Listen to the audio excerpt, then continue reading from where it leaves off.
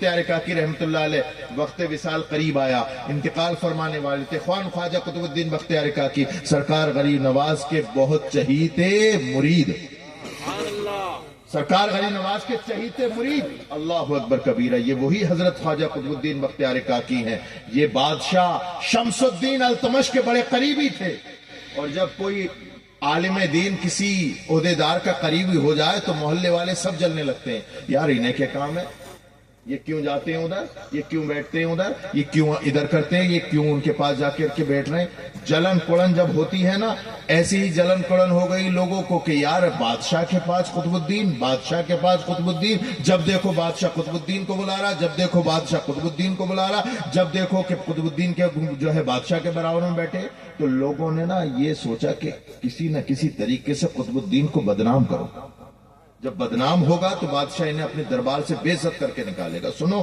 ولیوں سے سچی محبت رکھو، سچی محبت۔ حضرت خواجہ قطب الدین بختیار کاکی ایک دن بیٹھے ہوئے تھے مجمع میں بادشاہ کے ساتھ، اللہ اکبر کبیرہ، تو ایک عورت کھڑی ہوئی اور کہنے لگی، او لوگو دیکھو یہ بادشاہ کے جو قریب بیٹھا ہے اس نے میرے ساتھ زنا کیا ہے، اور میں حاملہ ہوں، میرے پیٹ میں جو بچہ ہے یہ اسی زنا کی اللہ اکبر پیداوار۔ جیسے ہی حضرت خواجہ قطب الدین بختیار کاکی نے یہ سنا، تڑپ گئے، رونے لگے اپنے الفاظ کہ کیا کہیں اپنی صفائی میں، رونے لگے۔ بادشاہ نے کہا قطب الدین بختیار کاکی یہ عورت صحیح کہہ رہی کہ الزام لگا رہی کہ، اب حضرت خواجہ قطب الدین بختیار کاکی جو نیک انسان ہوتا ہے کپ کپانے لگتا، کپ کپا رہے، تھر تھرا رہے کہ میں کیا جواب دوں۔ اب التمش، شمس الدین التمش کو تو جواب نہیں دیا، دل ہی دل میں کہا اے میرے غریب نواز بچا لو۔ دہلی میں بیٹھ کر کے اجمیر والے غریب نواز کو فریاد، بچا لو بچا لو۔ اب کہاں دلی کہاں اجمیر، کہاں دلی کہاں اجمیر، فریاد دی۔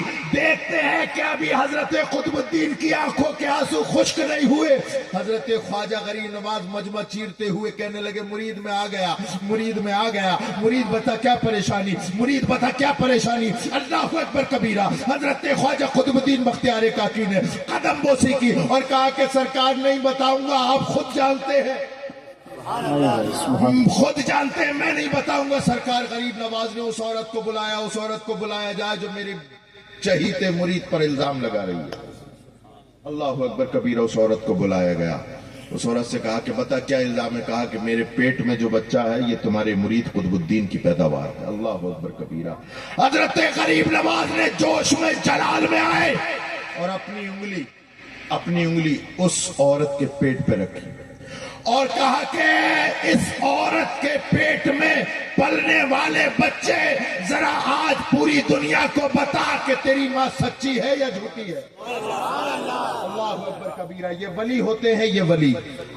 میں نے کہا تھا نا کہ یہ بول رہے ہیں، لگ رہا ہے غریب نواز، لیکن زبان ہے، یہ الفاظ ہے خدا کے،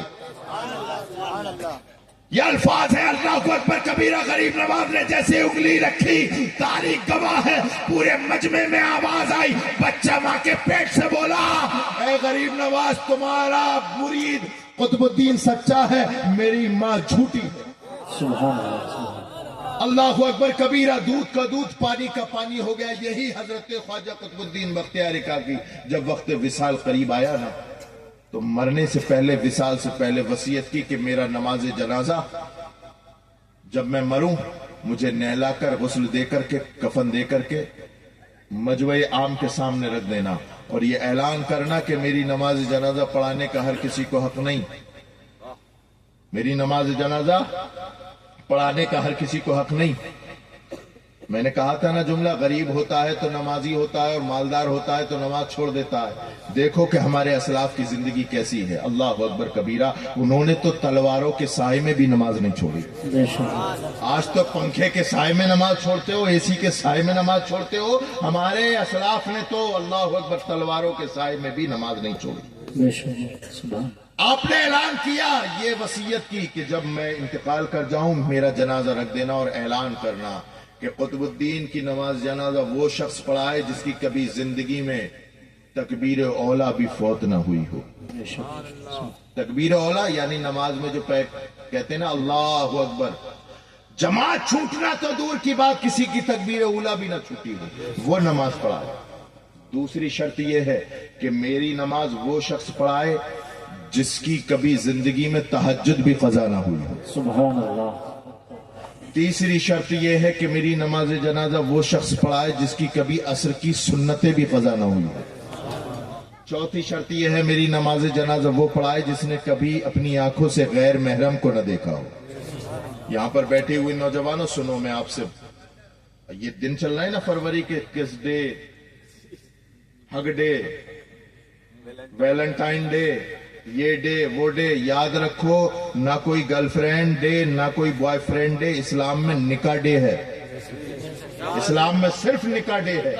उसके अलावा जो कुछ है, चाहे वो रिलेशनशिप हो, चाहे वो बहनशिप हो, चाहे वो किस डे हो, दुनिया का कोई सभी मनहूस और लानती डे हो, वो किसी का होता फिर इस्लाम का नहीं। इस्लाम में यह है कि अगर तुझे कोई लड़की पसंद है, अगर लड़की को कोई लड़का पसंद है, इस्लाम इजाजत देता है इज्जत के साथ शराफत का ऐलान करते हुए उसके घर पे जाकर रिश्ता मांग, और ऐसे रिश्ता मांग जैसे मौलाए कायनात गए थे। अली शेर खुदा ने फातिमा का जैसे हाथ मांगा मुस्तफा जाने रहमत से। और आपके घर में अगर कोई रिश्ता आ जाए और कोई नौजवान रिश्ते के लिए आए या कोई रिश्ता आ जाए, तो आप ये मत देखना कि कितना कमाता है, आप ये मत देखना कि कैसा खाता है, आप ये देखना कि दीनदार है कि नहीं, नमाजी है कि नहीं, रोजेदार है कि नहीं, हलाल कमाता है कि नहीं। तो याद रखो मेरी बहनों, एक जुमला है, आप भी सुन लो कान खोल के, अगर आप अपनी इज्जत नहीं करोगी, दुनिया का कोई इंसान आपकी इज्जत नहीं कर सकता। ये मन चले गली गली घूम रहे हैं, जब तक तेरे पीछे है, जब तक तेरी इज्जत को तार तार न कर दे, और जिस दिन इसने तेरी इज्जत को तार तार कर दिया, तो याद रख ये किसी और चिड़िया को जाल में फंसाने के लिए निकल जाएगा और तुझे छोड़ करके चला जाएगा। इसलिए मेरी बहन, अपनी इज्जत की लाज और इज्जत खुद रख, तू नहीं रखेगी तो कोई नहीं रख सकता। इसलिए कि देख, तेरा भाई, तेरा बाप, तेरा अल्लाह अकबर कबीरा रिश्तेदार सजदों में यही दुआ मांगता है, अल्लाह मेरी इज्जत सलामत रख। तो बाप की इज्जत, भाई की इज्जत, अल्लाह अकबर कबीरा, बहन बेटी तेरे हाथ में है। तू अपनी इज्जत की हिफाजत कर, इन मंचलों से दूर रहे। और इन तुम्हें नौजवानों से भी कहता हूं, अगर तुम्हें वाकई किसी से मोहब्बत है तो फोन पर जाहिर मत करो, फोन पर बात करोगे ये भी हराम है। और आजकल तो माहौल ऐसा हो गया, हजरत बात आ गई है, रुक जाओ बस 2-4 मिनट की बात और है, फिर मैं चाह से सुना रहा हूं, ये चाय से सुनोगे? चाह से सुनो।